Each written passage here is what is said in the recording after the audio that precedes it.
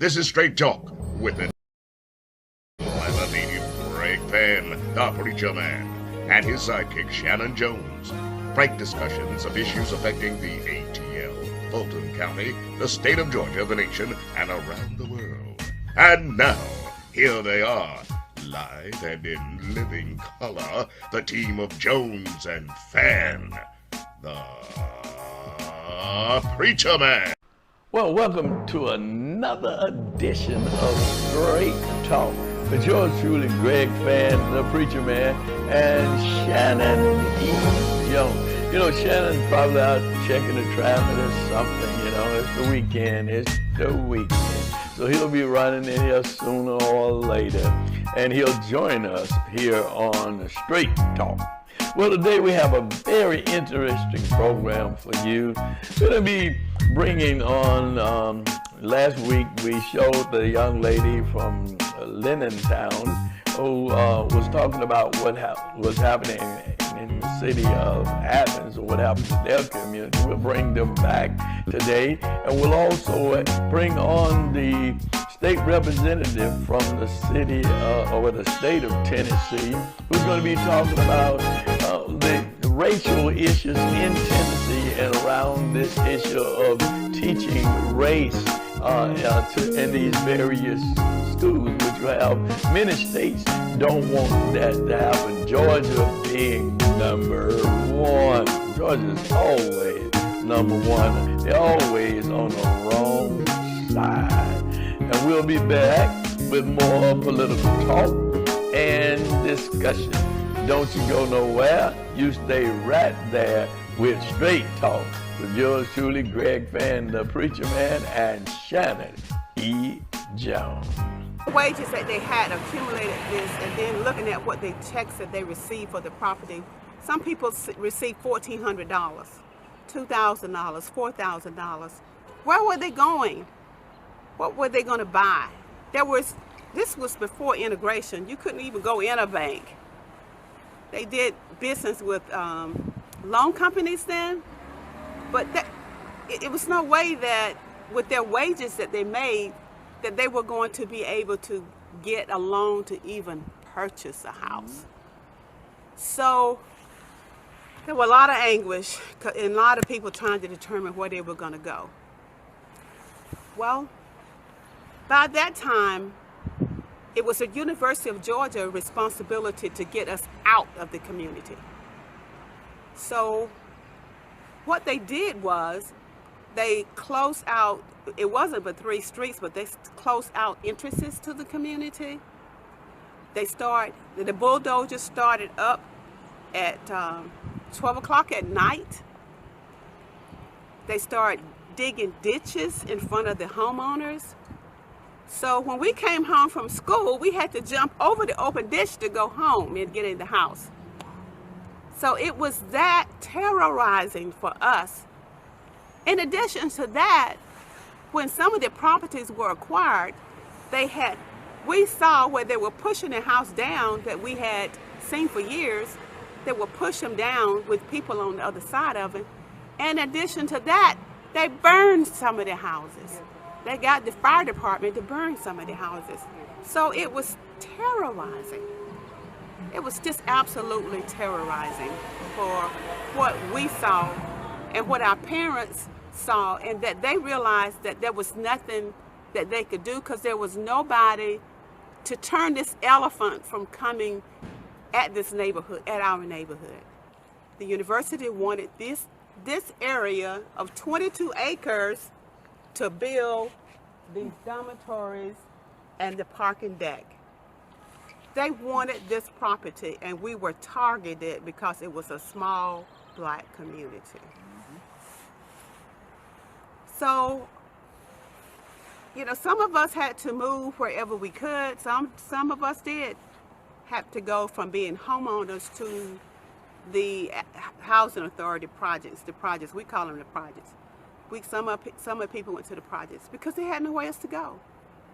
They had nowhere else to go. A percentage of us did not become homeowners again. So that's where we are now. We have talked with the mayor. And the mayor is going to put a group together to now try to look at the resolutions and try to come to some kind of agreement. I know that it is hard. If it was easy, it would already be done. But this is an opportunity for all the residents of Athens to be proud to be Athenians if we can get this done. Not only Athens, the state of Georgia, and this country, because we now know we can work together to get it done to make this right. But how would you feel one day you come home, your parents tell you, we got to move out of our house. But one day you go home and tell your children, we got to go because somebody else wants it. It hurts right now. I've had a lot of emotional things happen to me. But this one thing that'll make water come to my eyes, and you know what? I don't cry easily. I don't. But when it hurts you to your core, and you see that you're fighting for your father, your mothers, and your seven sisters and brothers, 3 of them gone, you know you got to do right. I'm not asking you to do anything wrong. I love you. I love the university. I love the city of Athens. Been here all my life. But you got to do right. It reduces the number and severity of crashes. I just want everybody to know that I didn't have a choice of my sex, my race, my parents, or where I was born. But I was born in Leonardtown, so that's why I'm standing here today. Tonight, I was born to Abe and Laura Thomas, 439 South Finley, and then moved to 141 Peabody Street. I tell my story through pain and gratitude. I saw what happened in Leonardtown. I saw my parents and my neighbors, the hurt that went through them when Urban Renewal and the University of Georgia, I'm going to say, took the property with little money to give to them. Some of us had nowhere to go. Some of us had to move with relatives. Some of us had to move wherever they could, work with people and move in the back of the big house. Because we had no way of getting a loan because we had meager wages. Meager wages that were paid because we were a working community. We worked. The kids went to school. We had carpenters. We had plumbers. We had all a supportive neighborhood to be one day a middle class. But all that was taken from us. All that was taken from us then. The city, the university, and senators were all together. So when our parents and the neighborhood went to reach out to someone for help, they had nobody to go to. Where are you going to? Who are you going to talk to? They had nobody to go to. So they were kicked out. We bring it to our city council and mayor. Thank you, Mayor, for putting a team together to work on this. Thank you. Because when I tell people that you are doing this, when I go to meetings, they know that something is going to happen. So thank you. We are willing for change. We are willing to move. We are willing to work together to make something happen. People were crying. I come home, I was 11 years old, people crying and like something had died. And I was wondering what was going on. They said the University of Georgia is taking our house, they making us move. My family, the Crook family, Roy and Ashley Crook, they bought their house in 1938, 167 Peabody. Just imagine a black family buying a house in 1938. And then it comes in 1965, it's taken away for a little of nothing. And so what I'm standing here for is for the city council and the mayor to acknowledge the fact and do something about it. Thank you, Mr. Crook.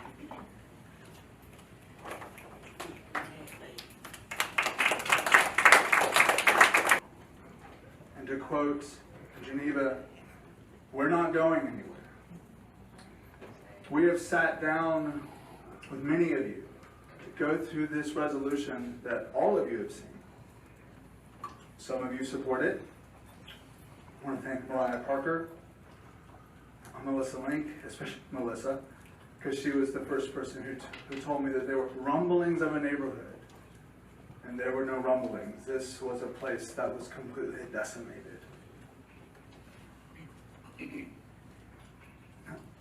Tim Denson, who's my commissioner, I want to thank you. Commissioner Thornton, for your support and your wisdom on how to proceed.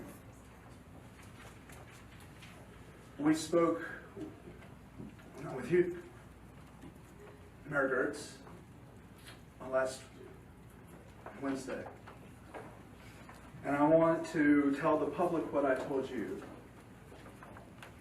Last year, when we were organizing for the Coalition for Recognition and Redress for Baldwin Hall, I approached you to sign the letter that would be sent to the president.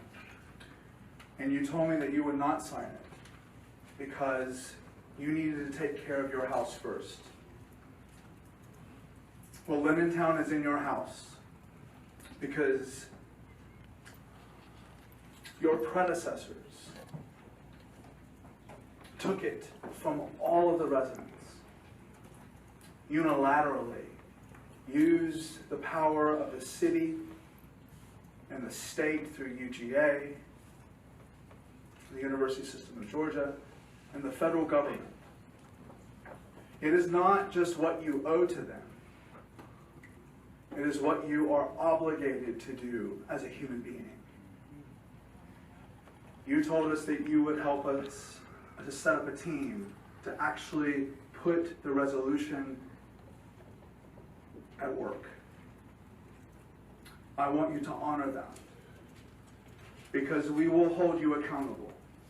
Because you are not accountable to the university or to the federal government. You are accountable to us, your citizens, who are standing in this room. Please, no, you must support Lennon Town in this resolution. Thank you. Thank you, Mr. Carter.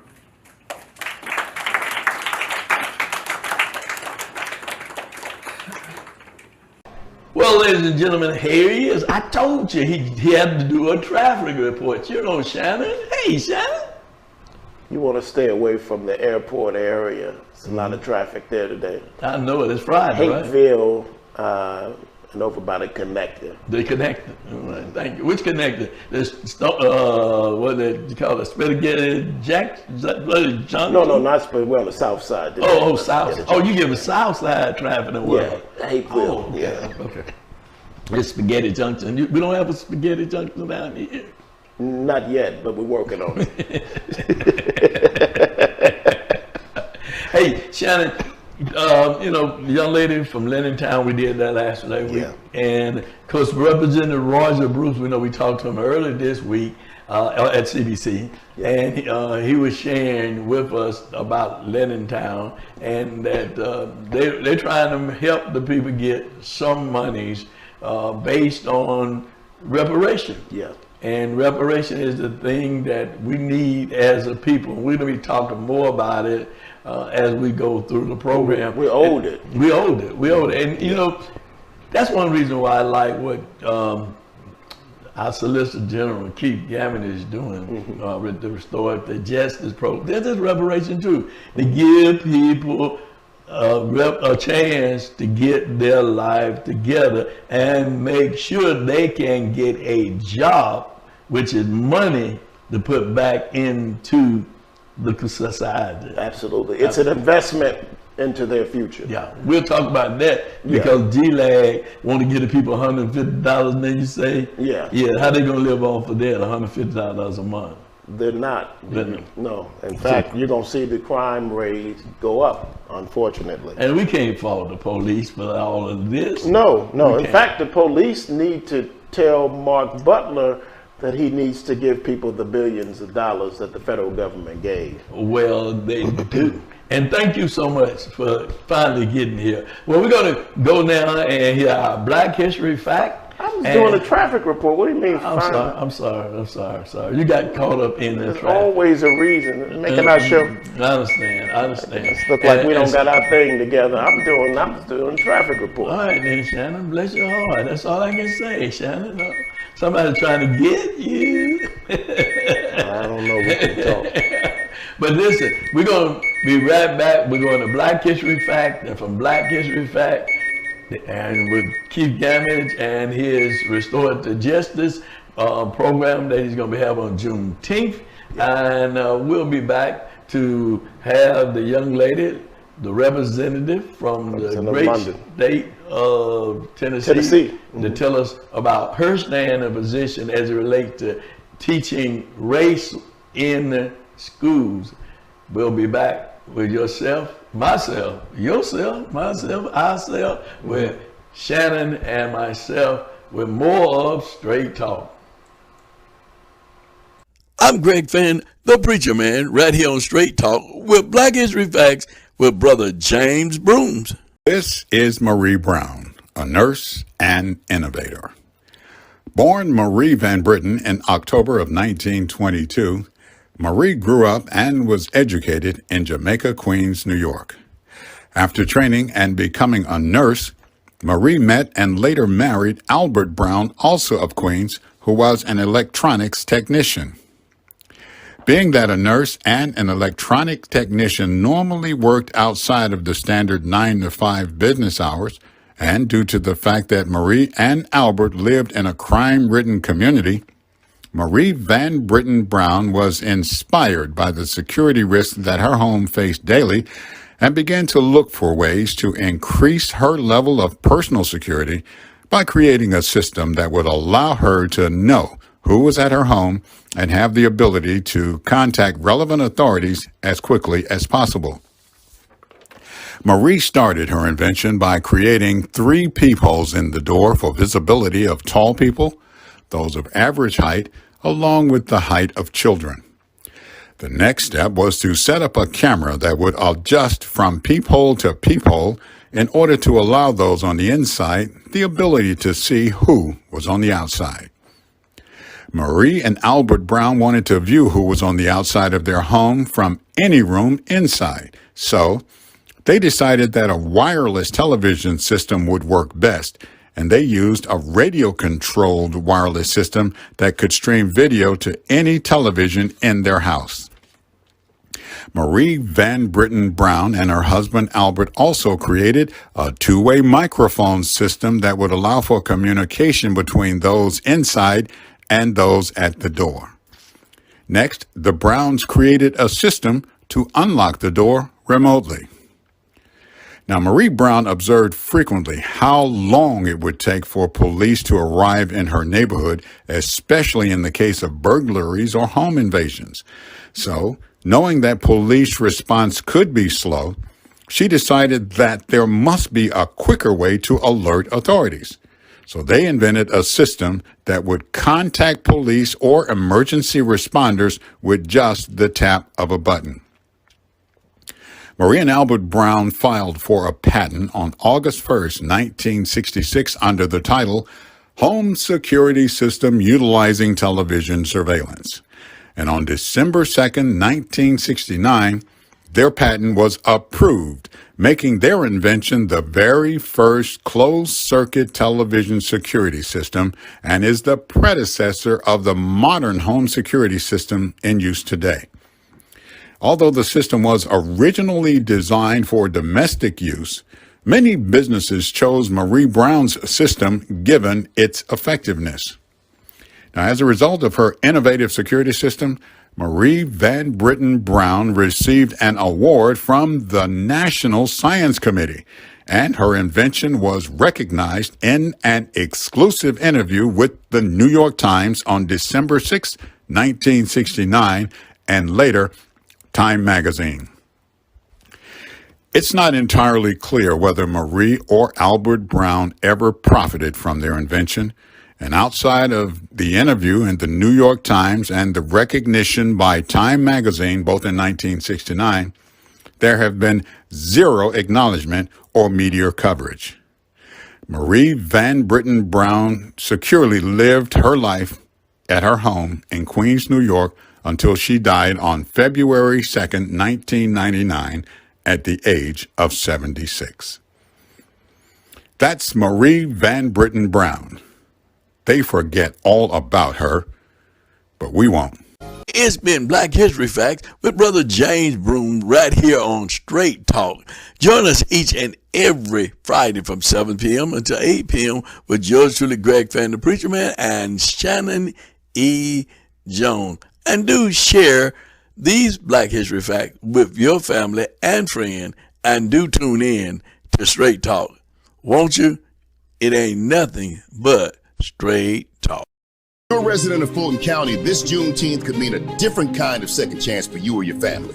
Register now through April 30th so that your records can be restricted so you can be a part of the Juneteenth expungement celebration happening June 17th and June 18th. Why you care?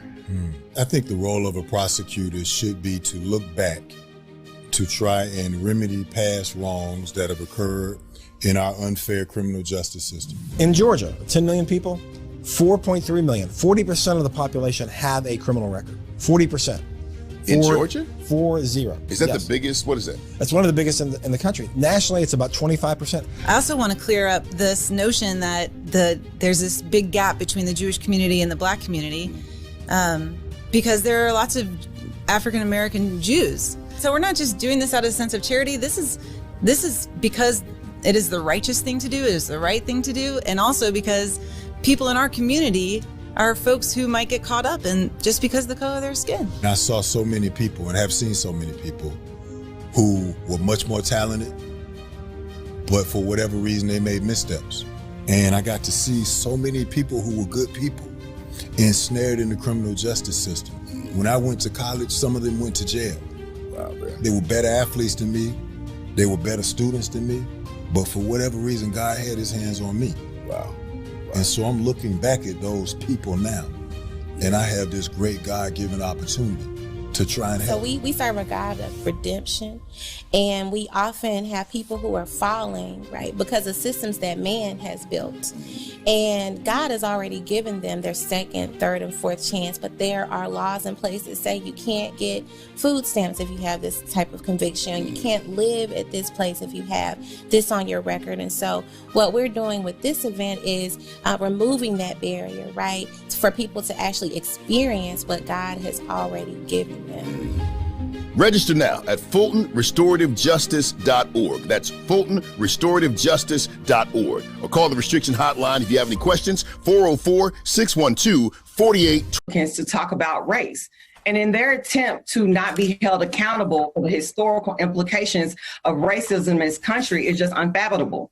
I spoke on the floor today because the House sponsor said in his debates on this bill that an anonymous young white girl felt trauma because she felt like an oppressor based on the history of white America and what we've done regarding slavery. And while I don't want any child to feel any sort of trauma, I took this opportunity to bring to light the trauma that Black people feel living in America. Black children grow up knowing their whole American history, that the majority of the American history that we live today is of Black people being slaves. Or that more recently, our grandparents' whole lives were living through the civil rights movement, where they had to drink from colored water fountains, where they couldn't vote, where they were being lynched, where they were being killed, where they were being denied housing, food, and other basic necessities. And most importantly, our whole criminal justice system in America was built on the oppression and the systematic criminalization of Black people. So no, we can't just scapegoat or whitewash history so those white Americans now don't have to feel the repercussions of 400 plus years of enslavement and what that's done to a disadvantaged population such as mine. What we have to do is have these conversations in educational settings to bring context to our students so that we can remember what happened in American history so we won't repeat the horrible things that happened in American history. And my colleagues' comments today brings light to the fact that we need to continue to teach about the history of America regarding racism, because he was actually incorrect. The 3/5 compromise was created so that Southern states can have more representation in Congress. So they counted 3 per 5 slaves, they counted them as 3 persons. So we obviously need to continue to talk about race because the Republicans are not even clear on what the issues of the 3/5 compromise or other racism issues in America are. And they had the audacity to clap for it, and it was wrong. So we have a problem here. And the fact that we're trying to change laws in order to not have a conversation about race is just wrong and is downright offensive. Well, representatives from the great state of Tennessee, Representative London, she really told it like it was, racism, and talked about the racist Republicans in her state.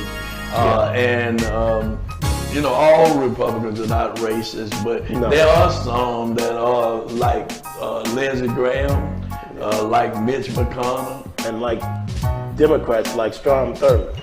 Right. Yeah, so it's just racist is a racist. I don't care what racist is a racist, absolutely. Yeah, absolutely. A racist is a But Lindsey Graham is just a fraud.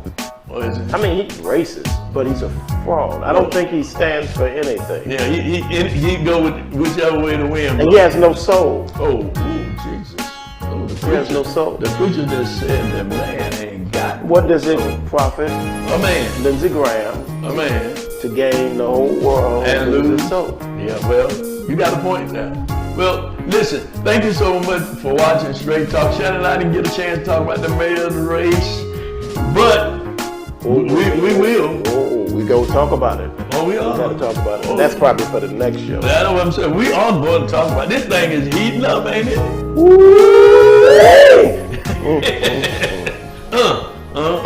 But I'm still with Mo for Mo. How about that? Well, and next week, Shannon and I will talk about it, and you stay tuned to what? Straight Talk. Sam Massell is running again. Want to be a guest on Straight Talk? Email Greg Fann at FANN922@Comcast.net or call 404-308-0795. Join us again for another episode of Straight Talk with Shanan Jones and Greg Fann, the Preacher Man.